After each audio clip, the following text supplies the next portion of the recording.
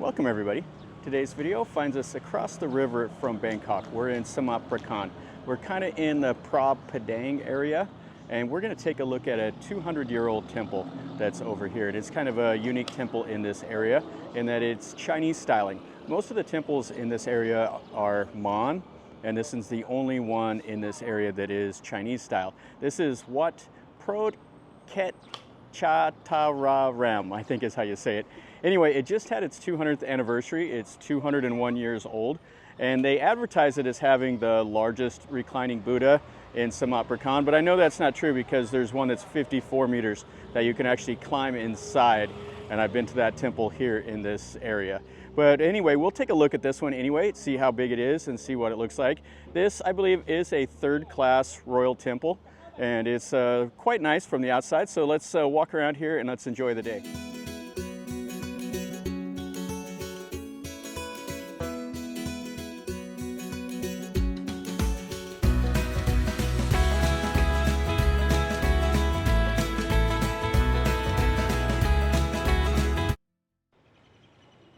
So we can see the temple right here. You can see the plates and stuff like that. And then all the little chetties around. These are the Khmer style. And then they have the bell-shaped over there that's more the Sri Lankan style. And then it's quite a large footprint over here. And it's near the Chao Phraya River. You can see here, these are the Buasima stones. And then they got a couple little buildings around here. And you can definitely see the Chinese influence with the plates. Now, this temple was originally built under the reign of King Rama III. In this area, there was a fort that was built over here also. This province, before it was Samut Prakan, was Phra Pradaeng province, I believe. And they renamed it and they gave the land from here in the 30s. There was some serious financial difficulties during the Great Depression. So the land was kind of broken up and the province was disbanded. And they gave this land to Samut Prakan, and part of it went to Thonburi. Kind of an interesting part of history I didn't know anything about. But the outside of the ordination hall, I really like the styling. I don't like the really over-the-top gaudy designs that you see a lot. I like the simple styling like this, and you can see where they painted up there. And then all the Chinese style plates. Yeah, really cool. And then it has a little bit of the Chinese styling out here. You see this in all the Rama III era temples where it'll have the Chinese influence. And I can't remember the guy's name, but the builder of the temple, his name was a big long name and he went by Ket. So that's where they get the Ket in the name of the temple. So this is the main Buddha at this temple. And I can't remember the posture of it, but it's the seated posture that you see. And then it has like the little notches there, and they've painted the Buddhas inside, which is pretty cool. Most of the time they'll have like a little figure in those notches, but here they've painted them. I really like that, that's nice. There's no murals, it's just the whitewashed walls and columns. But you can still see the ceiling is painted. Yeah, this is a really elegant temple. Has the marble around the base. And you see right there, those are actually Buddha images. They look like they're wood and they've carved them. And there's 4 of them. There's 2 on each side.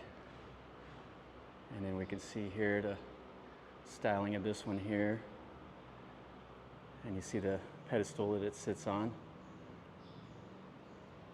Yeah, really nice. Okay, so we saw this Buddha image, and now let's go over and let's look at the reclining image, and then we'll go look at that moon drop.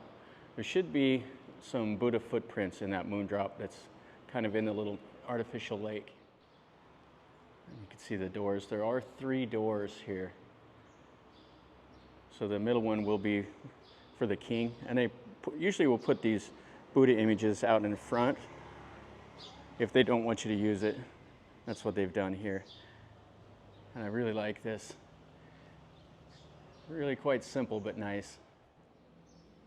Yeah, you can see the difference in the styling of this compared to most of the normal Buddhist temples that you see. And then they have some little shrines and stuff like that all around. And this is that Sri Lankan style chetty. And I didn't notice it when we first came in, but there's a second one over here also. Kind of cool. And there's a little canal that goes right over here. And then it'll run into the Chao Phraya River, just right off to the north. This little building right here is quite interesting. So this is a sala. And what's important about it is, like in 1946, King Rama VIII, the older brother of King Rama IX, they visited this temple, both of them, Rama VIII and Rama IX. And Rama VIII, when he was the king before he was killed, and then Rama IX took over later, but he was the king at the time. He came here, he changed clothes out of the royal uniform in that little sala, and then he came into the hall to pray to the Buddha. And he was accompanied by his, at the time, younger brother. And Rama VIII was a young guy whenever he was killed. And then Rama IX served as king for well over 50 years. This building here is the Wihan, and this will have the reclining Buddha in it. And you can see it has all the Chinese styling up there. And they're building a new hall right next to it. You can see that it has the same styling. This building here needs a little bit of renovation. It's not in as nice a shape as that first one. It does have the Chinese vases and more of the Chinese styling all around. You can see above the windows. And we'll go in here and get some chanting going on. See the little chetty, the Chinese style Buddha right here. Kind of cool. And then over here the lady's selling some drinks and stuff like that. And so here we are. This is the reclining Buddha. Looks like they're doing a little bit of renovation around the face. And I'm not sure how long this is. The one that I do know is, the biggest I think is 54 meters. And you can actually climb up in the back side of it. But it may be newer than this. This is probably around the 200 years old. Pretty nice. And then they have a little shrine here for people to pray and make merit. And they got the pictures of the monks and various scenes around. This hall is quite cool. The same styling that was in that Ubasot, or the ordination hall, and the same whitewash walls. You can see this one here is definitely needing to be painted and touched up. Has the cracks in the walls and stuff. And this is the footprint that's on the bottom of that reclining Buddha. It has all this little symbols and stuff like that, and they talk about them over here. Everything's in Thai, but it's all the important astrological signs and stuff like that. And they have a little platform that you can climb up and do whatever. But what's cool about this is this hall doesn't have those big columns blocking your view. You can see the whole reclining Buddha. Most of the time, they have the columns that kind of block it and you can't see the whole thing. But this one is quite nice. So just a rough estimate, I would say it's probably 25 meters long or so. You can see the face. These are always like the Sukhothai styling. It has the little top knot. And then it has the head resting on his hand and the little pillow. Okay, so let's go over and let's look at that moon drop now. Over here is the new hall. You can see the buildings back here. These are the monk quarters and stuff like that. You can see it has the Chinese styling at the top also. And then over here, this is the moon drop. It should have a Buddha footprint inside. And then you can see way over there, that is the massive bridge, the Bunjapot Bridge or whatever they call it. It's Rama IX's real name, and I can never pronounce his name. You can see right here, this says 200 years old. They have a sign right out here in the front. And then that's the moon drop. This is that little artificial lake that they have. And you see the little entryway has the Chinese styling also. And they have some marble benches. Now you don't want to sit out here today. It is so stinking hot.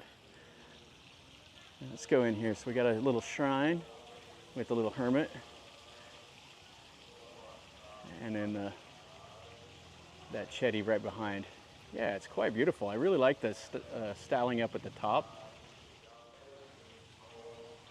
Yeah, I think this figures that hermit guy that's not a Buddha, but can still do magic and stuff like that, the Thais believe.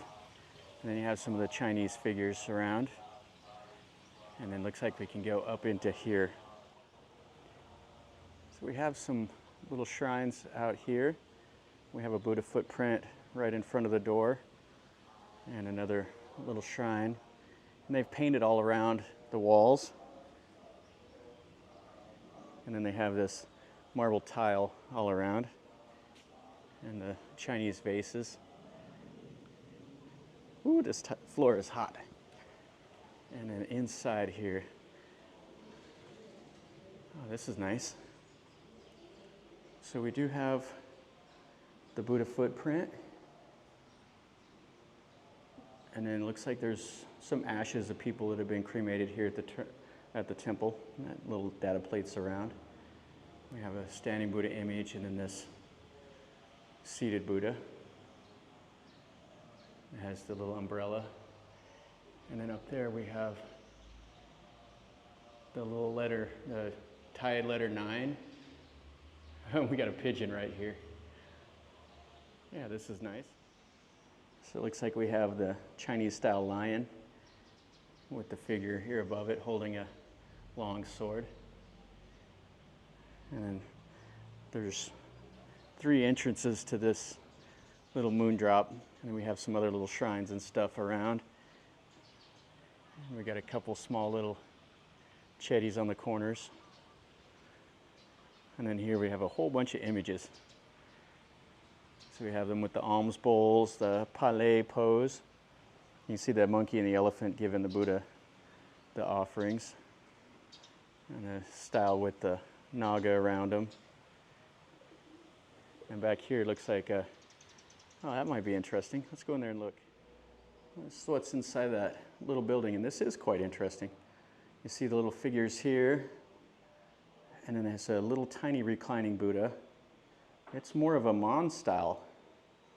And then you see they have some little murals underneath here, and this is quite interesting. You have the, like the ravens, and then you got a dead guy here, and the raven's eating its heart out. And the Buddha is standing over him. And this one over here, he's dead. Ah, that's kind of interesting to see. And another little image.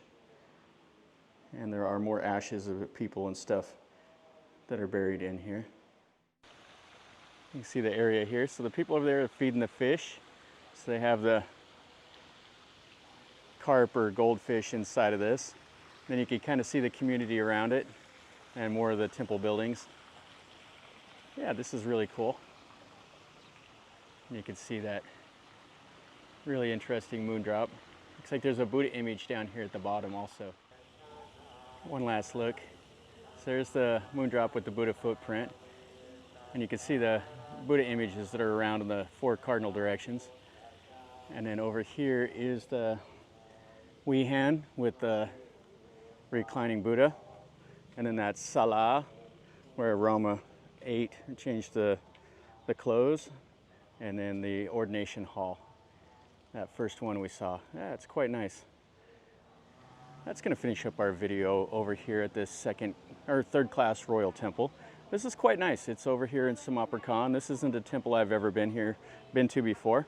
It's worth definitely a look. It's pretty peaceful. It's just right across the river from Bangkok.